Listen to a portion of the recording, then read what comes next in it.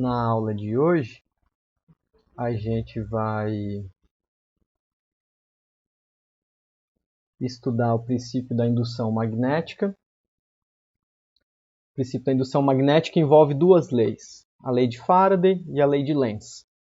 A lei de Faraday, ela quantifica o princípio da indução magnética. Então, você consegue fazer uma conta e obter um resultado sobre o valor dessa indução. A lei de Lenz, ela qualifica a lei da indução. Então, a lei de Lenz, ela explica por que ocorre a indução magnética. Segundo a lei de Lenz, a indução magnética ocorre pelo princípio da conservação da energia. Você realiza algum trabalho sobre o sistema físico e o sistema físico te devolve, então, esse trabalho por conservação na forma da indução de uma corrente elétrica ou de um potencial elétrico. Bom, então, vou começar falando sobre a lei de Lenz, na ordem inversa de que eu falei agora mesmo, né? Então, a lei de Lenz, vamos considerar que eu tenho uma espira. Deixa eu tirar esse cacete.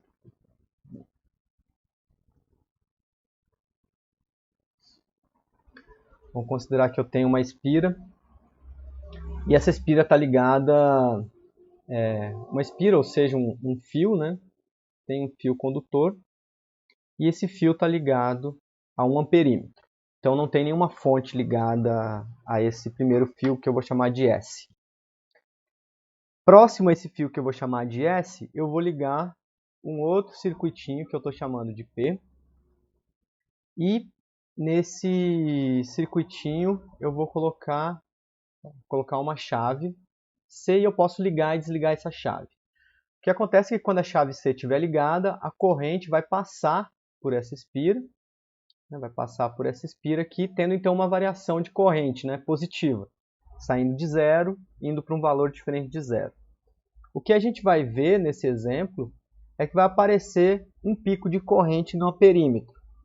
Ou seja, um perímetro vai gerar uma corrente com valor negativo em relação à corrente que foi aplicada no circuito.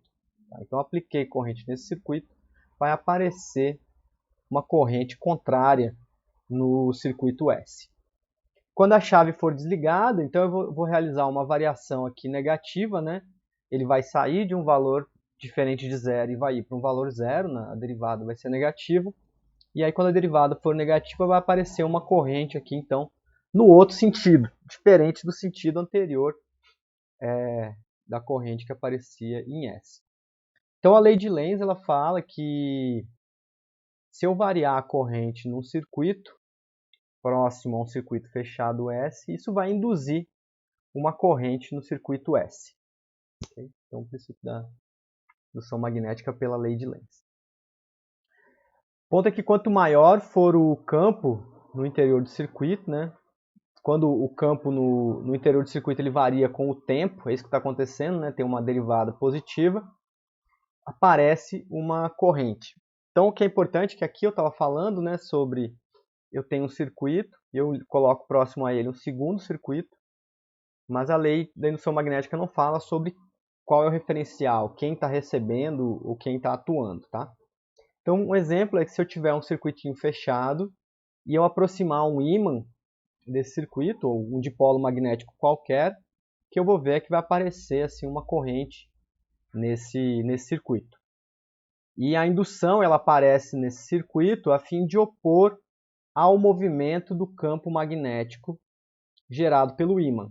Então, se eu aproximo o ímã desse circuito, eu estou variando as linhas de campo que cruzam o circuito. A se opor a essa variação das linhas de campo, esse circuito vai gerar um outro campo magnético na direção contrária. Ele vai gerar uma corrente para poder gerar um campo magnético na direção contrária. Que são essas linhazinhas cor-de-rosa aqui. Então, as linhazinhas rosas são o campo gerado pelo circuito. E as linhazinhas azuis é o campo gerado pelo ímã. Então, o que o circuito vai fazer é tentar se opor. Por que aqui a gente tem conservação da energia? Porque para você mover o ímã, você precisa realizar trabalho sobre o sistema. Você tem que realizar trabalho sobre o ímã para poder mover ele. Então, quando você realiza trabalho sobre o sistema para mover o ímã, você vai converter esse trabalho em corrente gerada nesse circuitinho. Tá? Então, o ponto importante é que quando o ímã se aproxima, o campo gerado vai se opor ao campo do ímã, na tentativa de impedir o aumento do fluxo do campo magnético. Então, é como se tivesse uma lei de conservação sobre o fluxo do campo. Quando você tenta variar o fluxo do campo dentro do circuito, aparece uma corrente para se opor a essa variação. Então, quando você aproximar o ímã, vai aparecer uma corrente tal que o campo gerado se oponha ao campo do ímã. Quando você afastar o ímã, então existia um fluxo de campo lá gerado pelo ímã, você vai afastar o ímã, o campo gerado vai agregar ao campo do ímã, ele vai somar ao campo gerado pelo ímã. Então vai aparecer uma corrente, de forma que o campo gerado por essa corrente se some de forma positiva com o campo gerado pelo ímã. Isso acontece com a finalidade de impedir a diminuição do fluxo de campo magnético. Então a lei de Lenz, ela atesta que a corrente induzida por um campo magnético variável no tempo gera um campo magnético que se opõe à mudança desse primeiro campo. Então, o que isso quer dizer? Quer dizer que se eu tentar, nessa região onde tem esse circuito aqui, variar o fluxo do campo, ou variar a quantidade de linhas de campo que cruzam esse circuito, a indução magnética vai gerar uma corrente a fim de se opor a essa variação. Se o ímã estiver entrando, vai gerar um campo oposto. Se o ímã estiver saindo, vai gerar um campo na mesma orientação do campo do ímã. Então a lei de Lenz é uma consequência direta da conservação da energia, porque ela está relacionada com esse vetorzinho velocidade. Se você realiza trabalho sobre o circuito, né, sobre o sistema, ou se o sistema realiza trabalho sobre você, sei lá, de alguma forma. Para um circuito fechado, o ponto importante é que o trabalho realizado pela força eletrostática ele vai ser sempre nulo. Então essa integral aqui, se eu integrar o trabalho sobre todo o circuito, isso vai ser igual a zero, né? Isso acontece porque se o circuito for fechado, você realiza trabalho sobre metade e realiza trabalho sobre a outra metade do circuito. Metade do circuito você realiza um trabalho positivo e na outra metade um trabalho negativo. Isso faz com que a soma, então, dessas duas contribuições seja igual a zero. Certo? Então, o trabalho realizado sobre o circuito fechado vai ser nulo. Como a corrente no circuito vai dissipar energia, né? Efeito Joule, a gente já viu, né? A quantidade de energia dissipada é a mesma energia realizada sobre o circuito. Essa energia vai ter que ser suprida de alguma forma, né? Então, o que o primeiro item aqui está falando é que eu não consigo simplesmente pegar um circuito fechado e gerar corrente elétrica nele, né? Porque o trabalho sobre isso vai ser zero. Para eu gerar corrente elétrica, eu preciso de um agente externo realizando ou gastando energia sobre o circuito. Então, eu tenho que converter outras formas de energia em energia elétrica. Aqui nessa figura, a gente tem um exemplo do gerador de Van der Graaf. Então, o gerador de Van der Graaf, eu tenho uma correia aqui, né? Eu tenho esses dois polos fixos. O atrito desses polos com a correia vai gerar cargas, então, na correia. Então, para eu gerar esse atrito, eu posso ligar um motor aqui, né? E aí eu vou gerar o atrito, esse motor vai gerar esse atrito, fazendo então que eu gere cargas, né, nessa correia. E aí eu posso alimentar um resistor, né? Eu posso alimentar, sei lá, um secador de cabelo, um micro-ondas, um air fryer, sei lá eu. Só que para isso eu tenho que gastar energia nesse motorzinho aqui, certo? Então eu não consigo gerar energia elétrica, eu consigo converter outras formas de energia em energia elétrica. Por exemplo, o movimento desse polozinho aqui, eu posso colocar esse polo em movimento e o movimento dele vai gerar, então, energia elétrica, vai gerar cargas elétricas. Para pôr ele em movimento, eu preciso gastar energia também. Então, a única forma de gerar energia elétrica é se eu converter outras formas de energia em energia elétrica. Força eletromotriz, então, ela fala quando você converte energia mecânica em energia elétrica.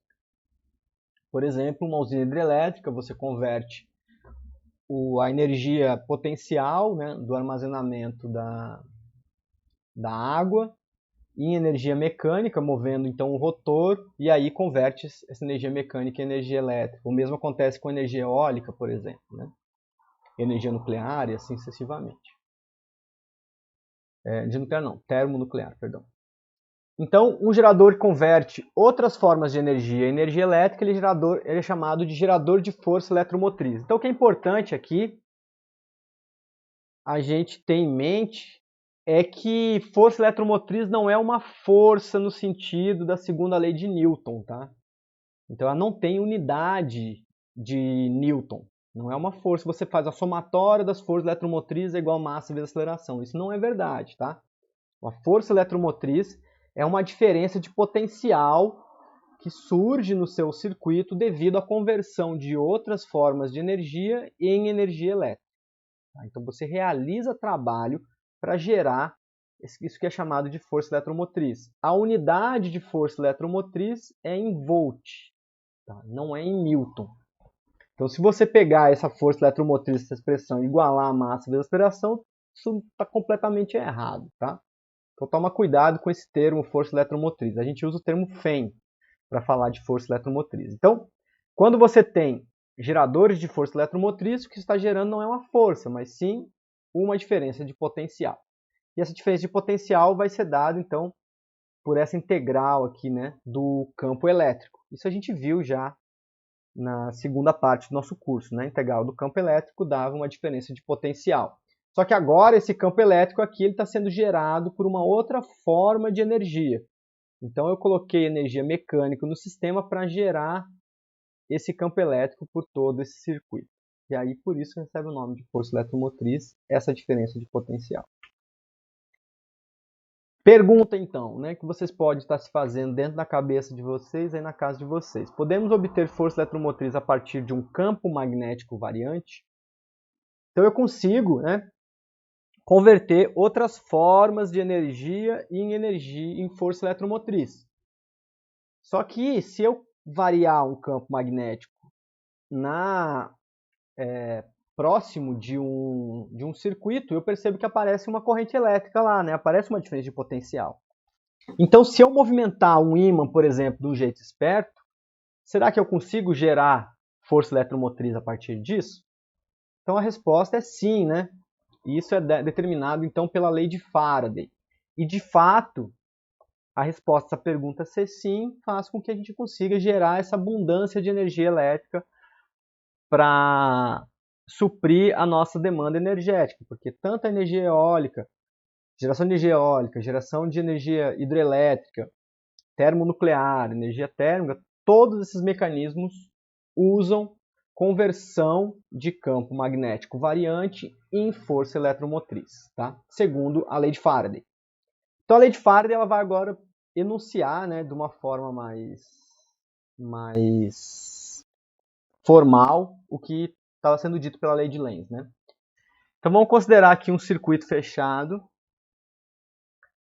circuito fechado C. Então eu tenho um circuitinho fechado aqui. E esse circuito então, vai dar origem para uma superfície, né? Uma superfície aqui que é relacionada à área desse circuito. A força eletromotriz induzida no circuito vai ser igual à taxa de variação temporal do fluxo do campo magnético sobre a superfície S. Então pronto, esse é o enunciado. O que ele está falando então esse enunciado? Está falando que se eu tiver um circuitinho fechado aqui, eu tenho uma área para esse circuito, certo? A variação das linhas de campo nessa superfície fechada vão determinar qual é a força eletromotriz induzida no circuito. Então a força eletromotriz é igual a menos a taxa de variação temporal do fluxo do campo magnético dentro dessa área do circuito. Tá? Então a lei de Faraday ela manifesta um tipo de força eletromotriz. Então para calcular qual é a diferença de potencial induzida no circuito, eu tenho que calcular qual é a derivada temporal do fluxo do campo magnético. esse sinal de menos aparece aqui porque essa força eletromotriz induzida, essa diferença de potencial induzida, vai gerar uma corrente que se opõe a essa variação do fluxo. Tá? Então, essa negativa indica que está se opondo à variação do fluxo do campo magnético. Bom, vamos ver um exemplo, então. Um exemplozinho, é o exemplo 9.6 do livro de vocês. Deixa eu abrir aqui, então, o exemplo aqui, para a gente poder resolver ele. Tá, então, o exemplo ele mostra o seguinte. Ele mostra um circuito fechado na forma de um retângulo.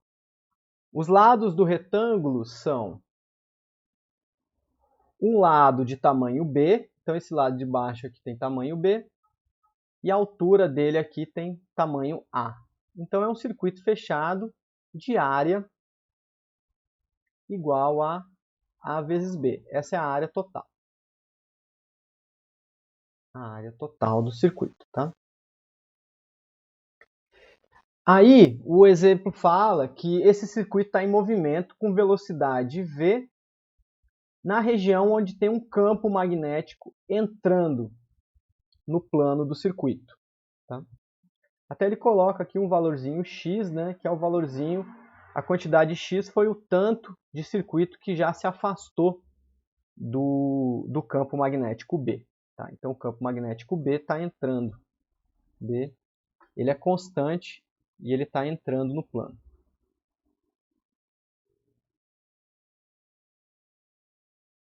Entrando no plano. Então, a lei de Faraday, ela fala que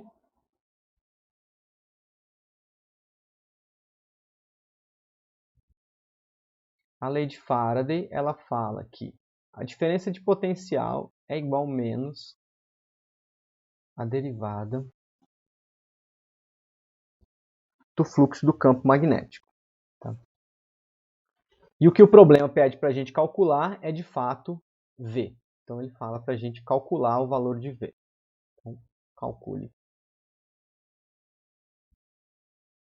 o valor de V.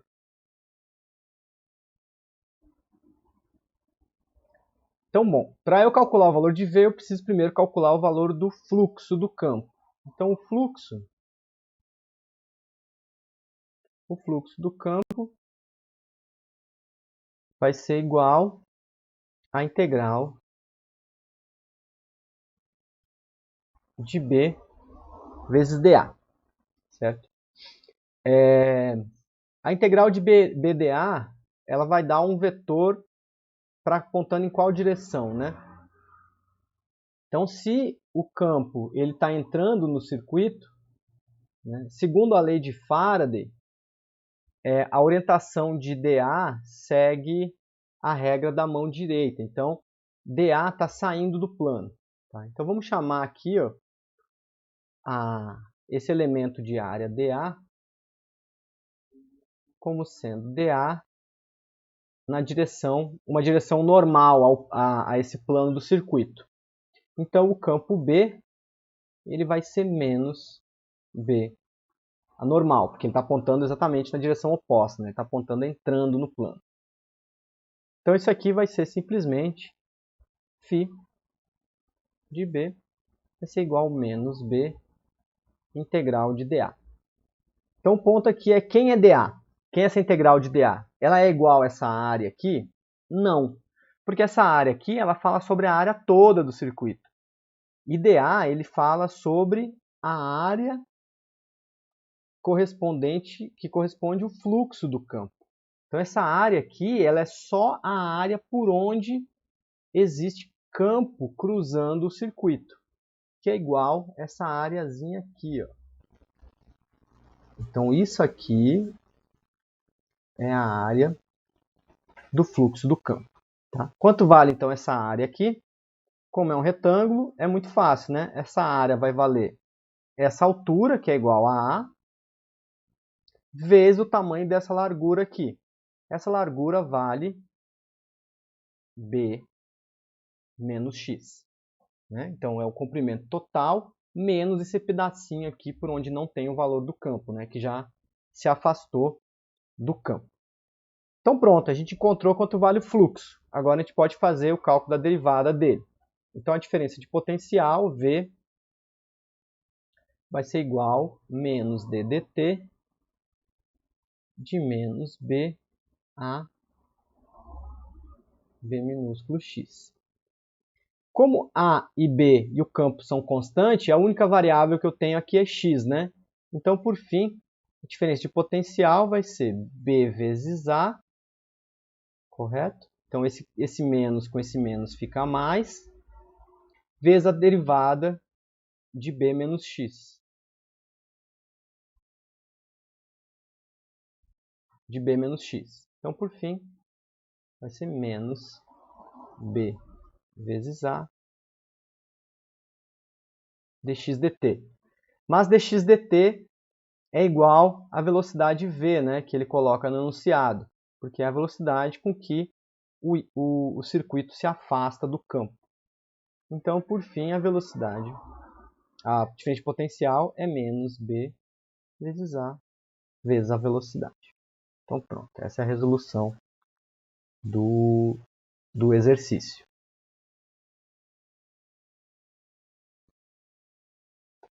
Então, a FEM é gerada pelo movimento do circuito em uma região em que o campo é constante. É interessante esse exemplo, por quê? Porque na forma como a gente vinha falando, né, ele sempre colocava o campo em movimento. Eu tenho um circuito parado e um ímã se aproximando. Veja então que a lei de Faraday, para ela não importa quem está em movimento, se é o campo ou se é o circuito. O que é importante para ela é simplesmente que haja uma variação do fluxo. Então, se eu olhar para a expressão do fluxo aqui na lei de Faraday, para eu ter variação temporal do fluxo, eu posso ter variação temporal do campo ou variação temporal da área do circuito. Então, eu poderia estar variando o tamanho do circuito e aparecer uma força eletromotriz. Eu poderia estar variando o campo e deixando o circuito parado, teria aparecimento de força eletromotriz, e assim sucessivamente. Ou os dois, né? Eu posso variar tanto a área quanto o campo, etc. Então, esse é um exemplo em que eu vario a área mantendo o fluxo constante, e aí isso vai induzir uma força eletromotriz nesse circuitinho. Então, um ponto que é importante é que a lei de Faraday ela não distingue sobre quem, né, você está gerando a indução magnética. O circuito pode gerar indução magnética sobre ele mesmo, o que é chamado de autoindutância. Então, todo circuito fechado vai ter um valor para sua autoindutância. Então, a autoindutância é uma corrente variável, uma corrente então variável em um circuito vai gerar um efeito de indução que se opõe às alterações nessa corrente. Tá? E a autoindutância é definida pela razão entre o fluxo do campo e a corrente no circuito. Então, o fluxo do campo pode ser escrito como a autoindutância vezes a corrente. E a autoindutância ela é medida na unidade chamada de Henry, que é representada pela letra H. Circuitos analógicos, então, você pode criar indutores nesse circuito. Então, indutores são análogos aos capacitores, só que agora para o campo magnético. Então, o campo elétrico, a gente viu, né? O campo elétrico você pode armazenar cargas elétricas, né? Num capacitor. Então, de alguma forma, você está armazenando uma quantidade de campo elétrico ali nesse dispositivo. O indutor, você armazena corrente elétrica. Então, ele é um dispositivo que te permite armazenar corrente elétrica e isso faz com que você, de certa forma, armazene um campo magnético. Tá? Um exemplo de indutor... Está faltando um pedaço aqui. Um exemplo de indutor é o solenoide, que a gente viu na aula passada. Ah, não, a gente já fez a conta do solenoide na aula passada, estou confundindo aqui.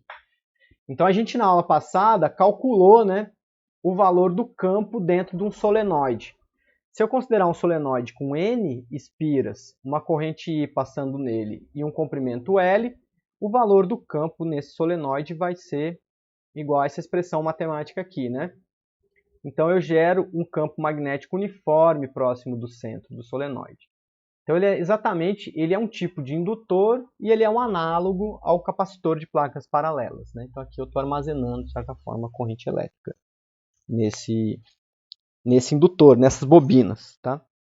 Então eu falei na aula passada, né, que bobinas são usadas, por exemplo, nos carros de partida analógica, né, que não são esses automóveis de partida elétrica.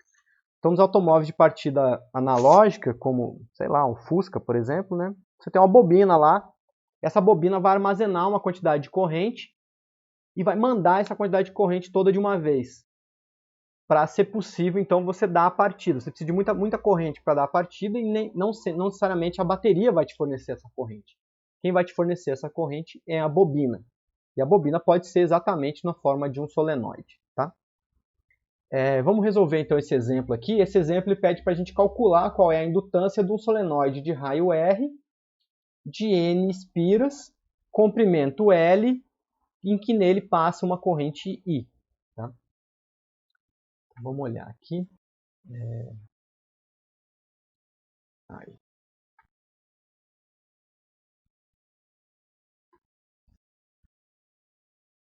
Então aqui a gente tem aqui um solenoide, então o solenoide ele tem raio igual a R, esse é o raio dele, ele tem um número de espiras, né?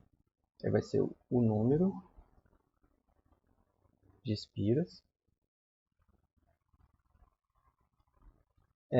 A corrente vai ser, eu vou chamar de I, e L vai ser o comprimento dele, tá? No desenho que está chamando de L maiúsculo, mas no exemplo acho que ele chama de L minúsculo. Então não importa, né? É só um rótulo. Comprimento. Tá. Então eu quero calcular qual que é a indutância do solenoide.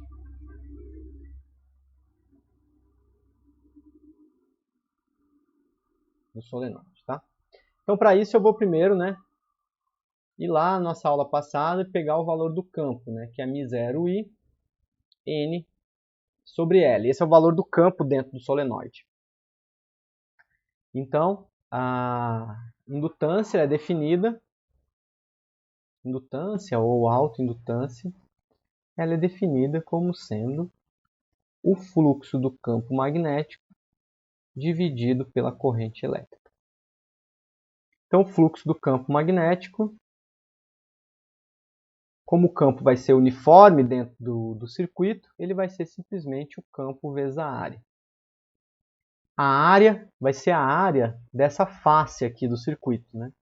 Então, a área dessa face vai valer πr